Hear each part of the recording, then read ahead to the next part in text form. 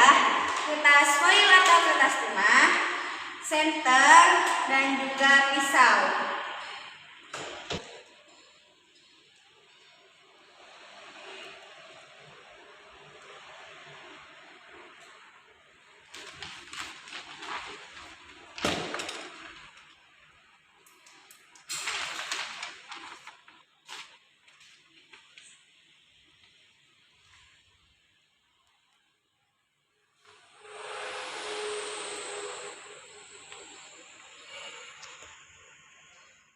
Tuh, anak apa mau nitek?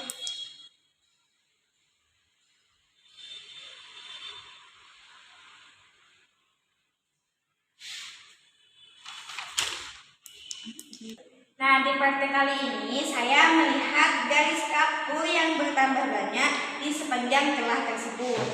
Dari mana datangnya garis kapu tersebut? Ketika kita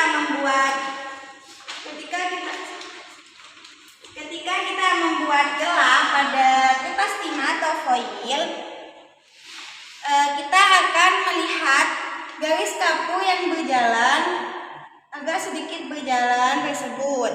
Sebuah sumber cahaya maka akan nampak garis-garis kapur yang merumbai, akan membutuhkan latihan untuk melihat garis tersebut.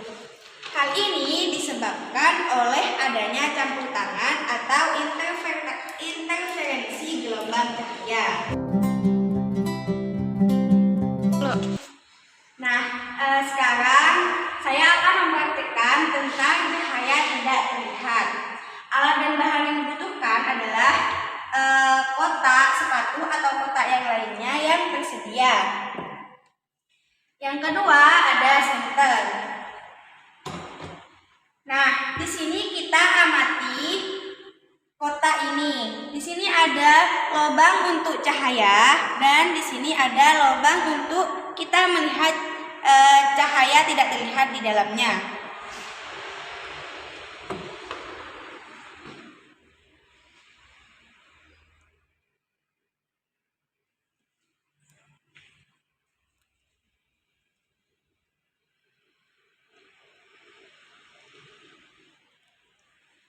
Di sini cahaya tidak memperlihatkan bahwa cahaya tidak dapat dilihat ketika kita berjalan. Sumber cahaya akan dapat dilihat dengan senter dan benda yang dipantulkan juga akan dapat dilihat. Akan tetapi cahaya tetap tidak terlihat hanya dengan melewati satu mata atau dengan mata kita.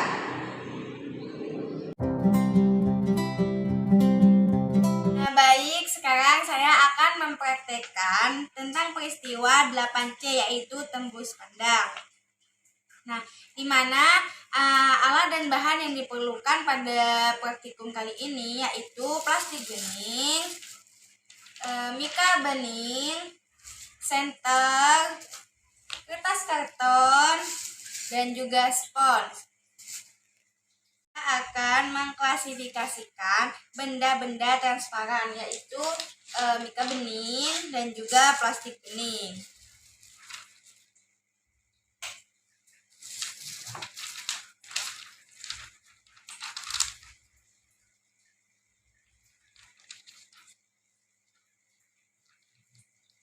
Nah, di sini ini mika bening yaitu tembus pandang.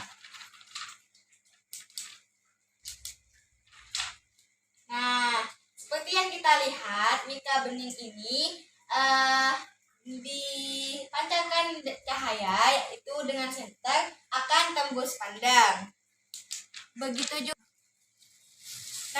juga dengan plastik bening ini akan dipancarkan cahaya dengan senter, maka plastik bening ini akan tembus pandang. Nah, kita coba dengan spons. Nah, bisa dilihat kan bahwasannya spons adalah benda yang tidak tembus pandang. Begitu juga dengan kertas karton ini. Sama halnya dengan spons yang tadi, kertas karton ini tidak tembus pandang atau tidak tembus cahaya. Dan sekian, terima kasih.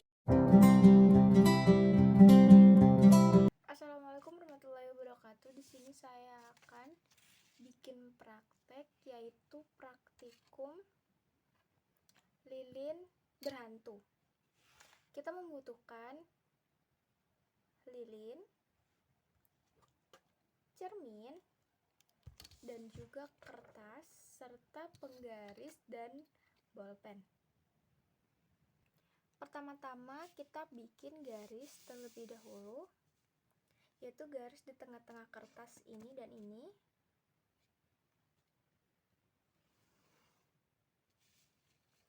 Dan kita akan menghidupi lilin ini, dan kita membutuhkan 2 lilin. Nah, di sini saya sudah mempunyai 2 lilin dan kita akan menghidupi kedua lilin ini. Nah, di sini saya sudah mempunyai 2 lilin yang sama-sama tegak, dan kita coba letakkan sebuah kaca di tengah garis ini, di sini. Dan mari kita lihat secara bersama-sama. Ketika kita hadapkan lilin di sebelah kaca, kita akan melihat suatu bayangan yang terpantul pada cermin ini. Bisa dilihat? Dan sedangkan di arah sini tidak terjadi apa-apa. Dapat kita simpulkan di sini adalah dari praktikum lilin berhantu, kita dapat membuktikan bayangan pada cermin datar itu tegak lurus, terbukti sudah kan ya, atau normal sama seperti lilinnya, dan ukuran bayangannya sama seperti lilin, tidak berubah ukurannya, dan bayangan ini bersifat maya atau tidak nyata karena berpantulan. Bayangan bersifat tegak karena lilinnya tegak, dan bayangan juga menghadap terbalik atau mirror, di mana ketika lilin di kanan otomatis melihat di cermin itu di kiri. Baik, itu saja.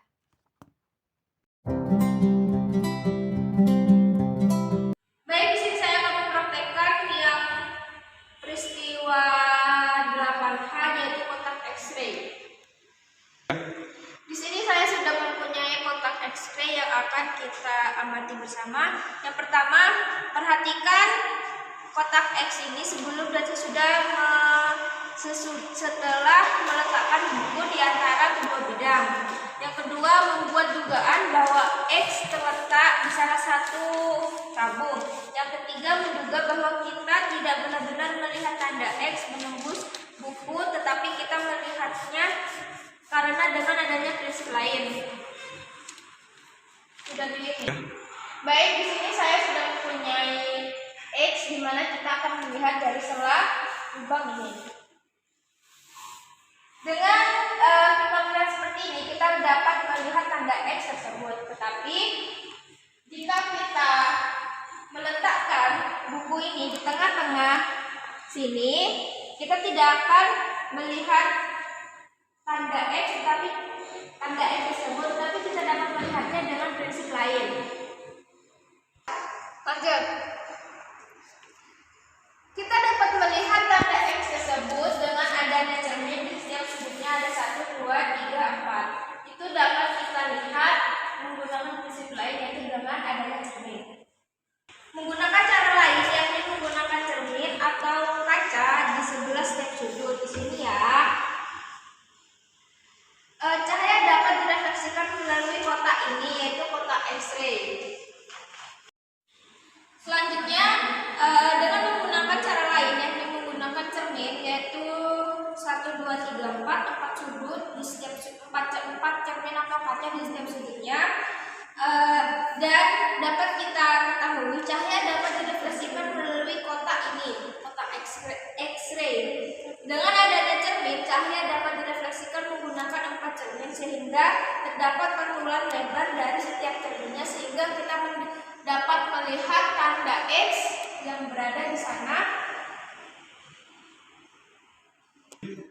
Dengan cara lain tersebut, kita dapat melihat tanda X dengan 4 cermin, tetapi kita menutup lubang di sini. Dengan adanya di tengah-tengah buku ini, kita dapat melihatnya dengan cara tersebut.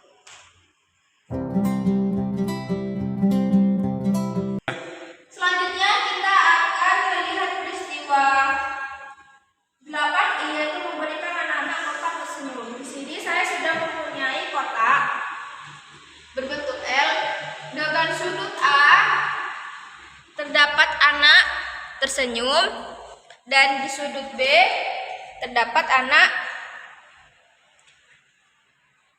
atau sedih.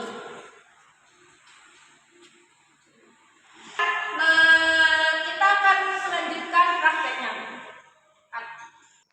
Di sini kita akan melihat kita akan melihat ketika kotak A dibuka jendelanya, kita akan melihat bayangan anak sedang tersenyum. Nah, di situ kita dapat melihat anak sedang tersenyum. Selanjutnya kita akan melihat sudut B. Ketika jendelanya dibuka, kita akan melihat anak sedang bersedih. Nah, itu. Dan ketika kedua-dua jendela A dan B dibuka, maka kita dapat melihat kedua-duanya. Di sana A dan di situ B. Selanjutnya, mengapa demikian praktek barusan, yaitu ketika kita menaruh kaca di sudut 40 derajat di daerah sini, kita dapat melihat anak kotak A, kita dapat melihat anak sedang tersenyum ketika jendelanya dibuka. Ketika ini ditutup, kita tidak akan melihat kedua-duanya. Namun ketika kita membuka di sini, kita akan melihat dari lubang barusan, yaitu anak sedang bersedih. Ketika kita membuka dua-duanya A dan B, kita dapat melihat dari lubang di sini lebih cenderung mengarah ke anak sedang bersedih karena lurus. Dan ketika kita membuka dua-duanya, yang kita buka ini pintu A dan B, pintu sinilah yang lebih jelas.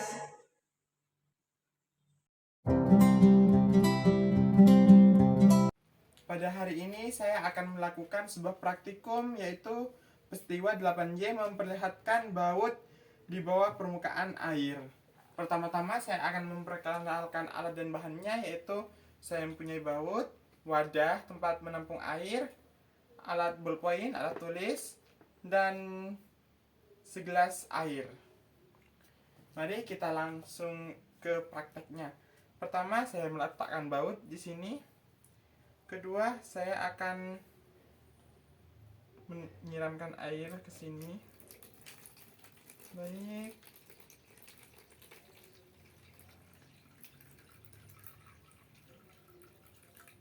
Sudah selesai. Setelah itu saya akan menaruh ini alat tulis ballpoint di atas air. Di atas air. Yang pertama yang kita perhatikan yaitu bahwa pensil terlihat lebih dekat dengan pengamat dibandingkan dengan baut. Mari kita lihat, pensil lebih dekat dengan pengamat dibandingkan dengan baut. Lalu yang kedua, membuat dugaan bahwa air yang menyebabkan cahaya mengubah jarak benda. Dan yang terakhir, mengeneralisasikan tentang observasi yang dilakukan dan pembelokan cahaya.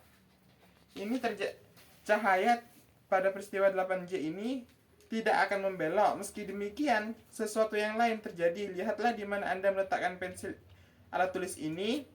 Itu adalah jarak seberapa dekat Anda dengan baut yang terlihat dalam air ketika dilihat melalui air. Itu yang terjadi. Baik. Selanjutnya saya akan melakukan praktikum peristiwa 8K, yaitu koin yang menghilang. Pertama-tama saya akan memberitahukan alat dan bahannya, yaitu saya mempunyai wadah tempat air, koin, dan air. Baik, kita langsung ke praktikumnya. Pertama kita taruh koin di bawah wadah air. Kemudian kita taruh air ke dalam wadah.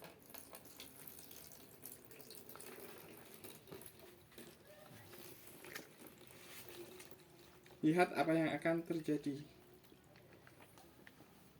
Baik, di sini kita memperhatikan beberapa hal, yaitu bahwa koin menghilang dari pandangan ketika cairan dituangkan ke dalam wadah. Memeriksa apakah koin masih ada di dalam wadah. Apakah masih ada? Tidak terlihat kan? Memverifikasi bahwa air memiliki efek yang sama dengan larutan penghilang. Dan yang terakhir, menduga bahwa air membuat bayangan koin tersebut menghilang. Itu terjadi disebabkan oleh pembiasan, karena ketika air ditambahkan dalam wadah, maka cahaya dari koin akan dibalikkan ke atas sehingga akan menghilang ke arah atas sini, atas wadah. Dengan begitu, jika cahaya berasal dari koin tidak keluar dari wadah, maka koin menjadi tidak terlihat ketika dilihat dari sudut tertentu tersebut.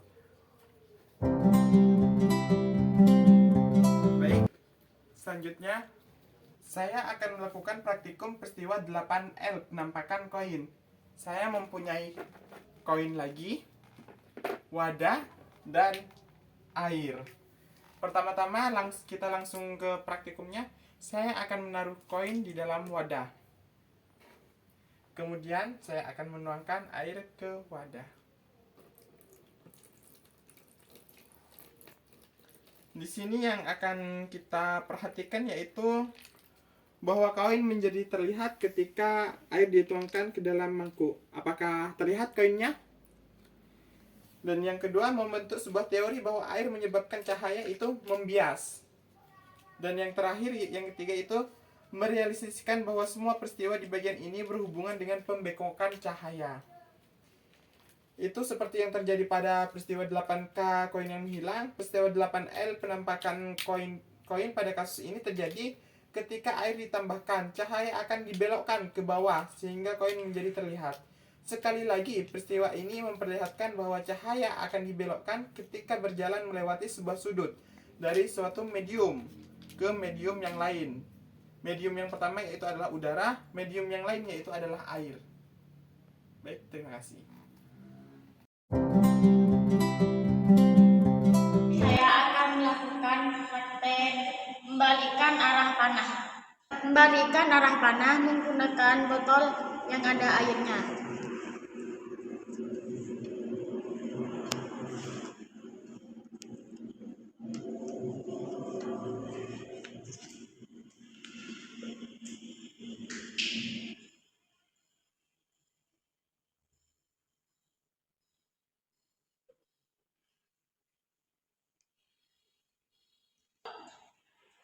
Membalikkan arah panah, botol air akan berfungsi sebagai lensa jemput.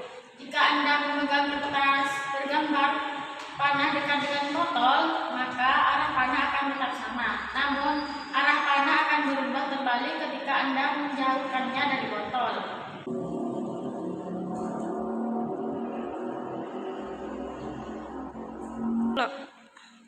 Maka arah panah akan tetap sama, namun arah panah akan berubah terbalik ketika Anda menjauhkannya dari botol.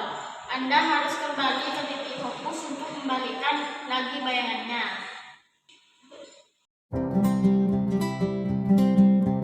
Di sini saya akan melakukan peristiwa 8O, itu tes mata instan. Nah, di sini ada teman saya yang menggunakan kacamata, yaitu dia memiliki sebuah rabun jauh di mana dia menggunakan lensa jekung. Nah, di sini teman saya tadi karena memiliki rabun jauh, maka penglihatan dia kalau jauh sangat buruk. Nah, dan dia memakai lensa jekung untuk meningkatkan penglihatannya. Nah, lensa jekung akan membuat benda terlihat semakin kecil. Yang adalah bahwa lensa membantu penglihatan memakai kacamata dengan penglihatan kekaburan. Jadi bukan ukuran objeknya, namun bagaimana seberapa jelas kacamata dapat membantu penglihatan dia.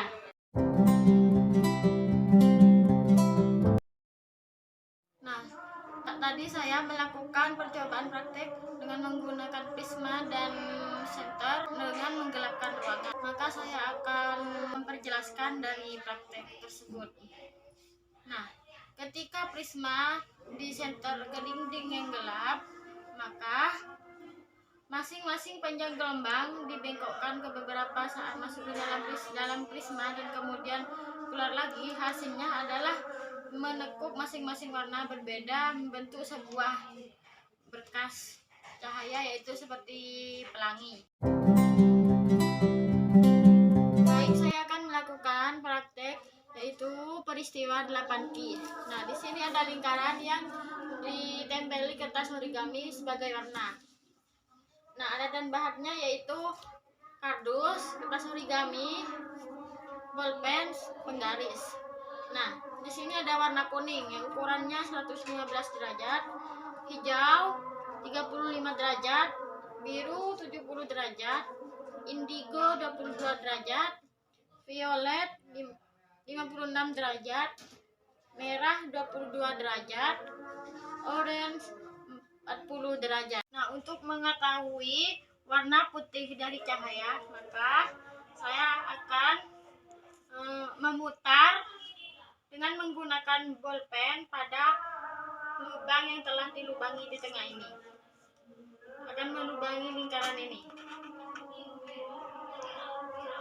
Nah, setelah itu saya akan memutarnya.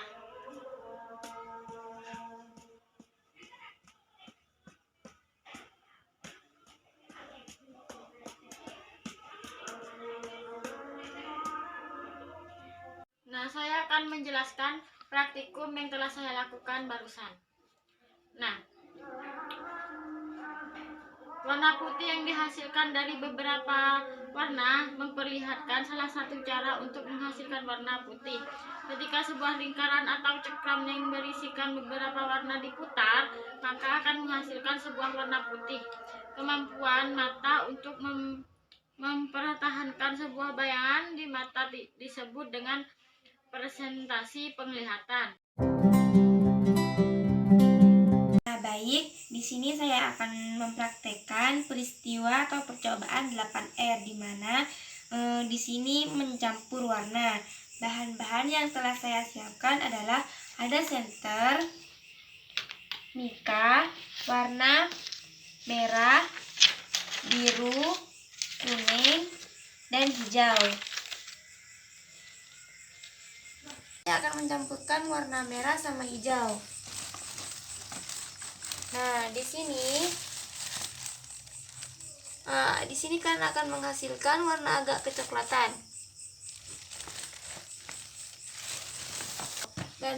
Dan yang kedua, di sini saya akan mencampurkan warna biru sama warna merah.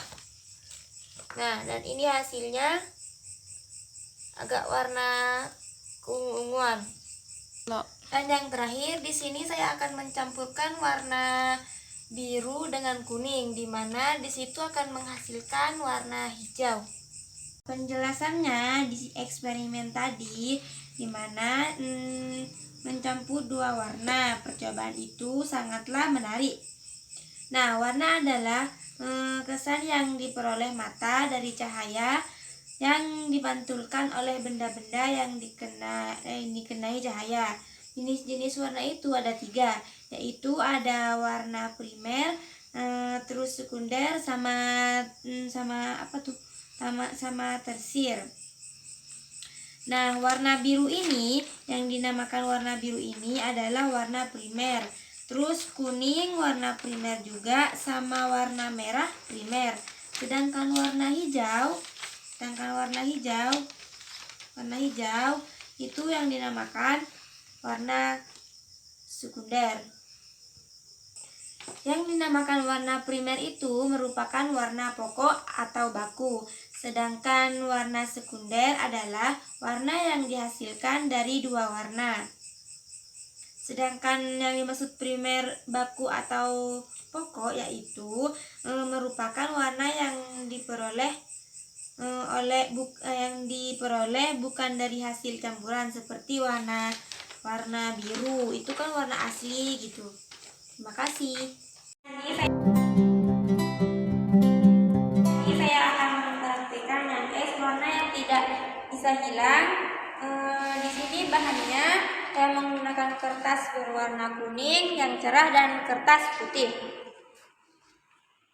Nah, di sini caranya kita melihat kertas warna kuning selama 30 detik dengan mengedipkan mata.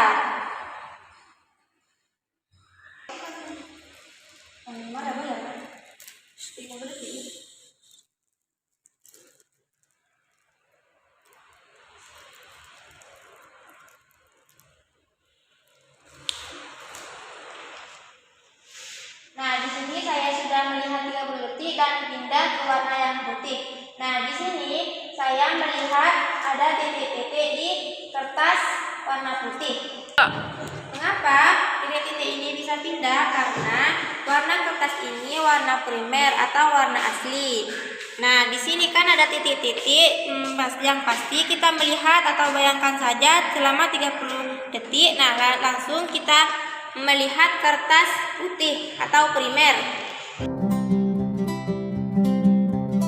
Nah, di sini praktek selanjutnya yaitu tentang campuran dua warna. Di sini bahannya membutuhkan air, terus pewarna makanan dan senter.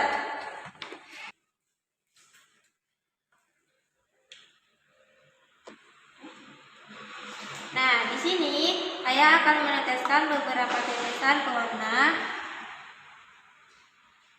ke dalam air. Lalu ini harus dikocok dulu agar tercampur.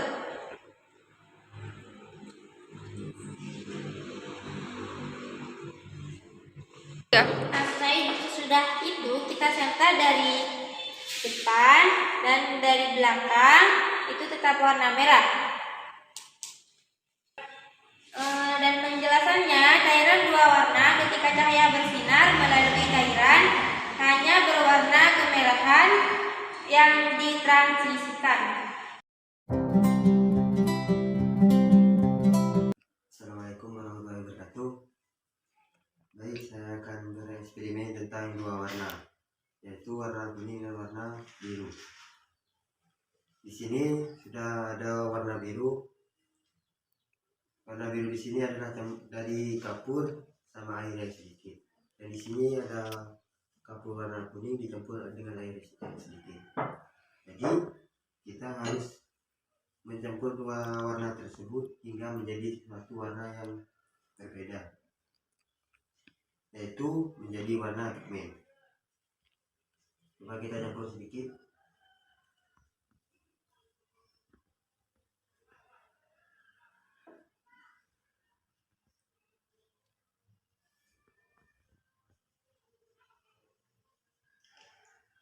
Jadi campuran ini harus merata biar menjadi satu warna.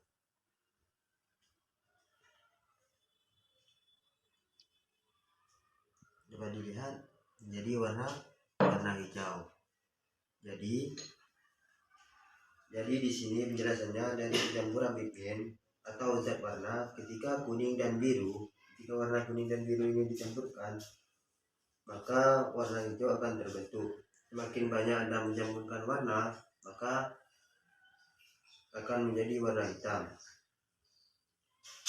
Keanehan ini dapat dijelaskan dengan mengenal bahwa objek yang berwarna akan menyerap warna dan memantulkan warna yang lain. Ingatlah ketika pigmen warna merah yang menyerap semua warna. Dengan begitu, ketika warna merah dicampur dengan hijau, maka merah akan menyerap hijau. Sama halnya dengan warna biru. Dengan warna biru, jika dicampur dengan kuning, maka biru akan menyerap warna kuning. Terciptalah warna hijau.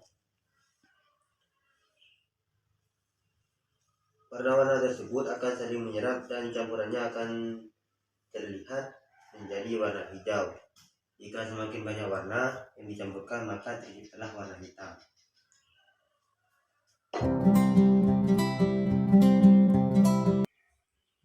Baik, kita lanjut dengan eksperimen berikutnya, yaitu tentang warna yang mencurigakan.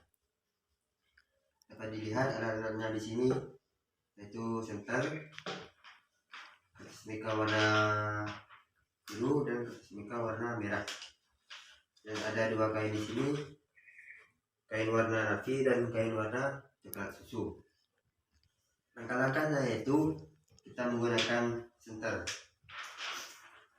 Jika kertas mika di sini, jika kertas mika warna biru, jika ditempelkan ke senter akan menimbulkan cahaya, dan jika dipantulkan ke kain warna navy di sini akan terdapat warna putih, dan jika dipantulkan kepada kain warna coklat susu akan menjadi warna kuning. Berikutnya yaitu warna merah. Warna merah kita tempelkan, lalu kita pantulkan ke kain warna navy, akan tercipta warna pink. Dan jika kita pantulkan ke kain warna coklat susu di sini akan tercipta warna merah. Dan ini yang dinamakan warna yang mencurigakan. Jadi warna merah di sini jika dipantulkan dengan kain coklat susu maka tercipta warna merah. Ini yang dinamakan refleksi warna.